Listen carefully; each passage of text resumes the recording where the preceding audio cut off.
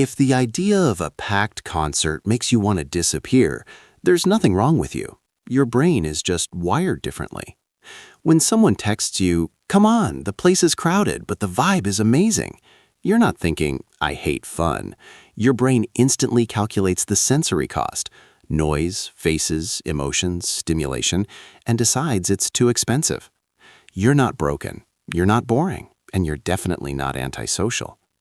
Some people have nervous systems that process more information at once. Psychologists call this sensory processing sensitivity. It means your brain doesn't filter the world, it deeply analyzes it. While others tune out the background, you notice tone changes, body language, emotional shifts, the energy in the room. That's not anxiety, that's depth of processing. Research suggests that around 20% of people experience the world this way, and historically, these were the people who noticed danger early, sensed change, and kept groups safe.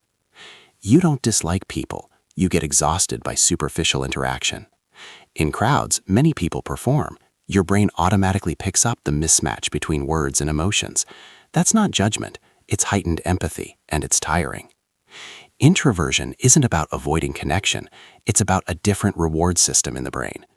Where extroverts recharge through stimulation, introverted and highly sensitive people restore themselves through quiet, reflection, and inner space. When you're alone and seemingly doing nothing, your brain is actually doing a lot, integrating information, creating meaning, planning. That's normal neurobiology. You also absorb emotions more easily. After a couple of hours in a crowd, your nervous system needs real recovery time. That's not weakness, that's emotional load. And here's the truth. You're not running from life. You're choosing depth over noise.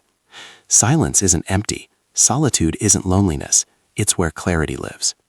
You're not built for constant stimulation. You're built for insight. And in a loud world, that's not a flaw. It's rare.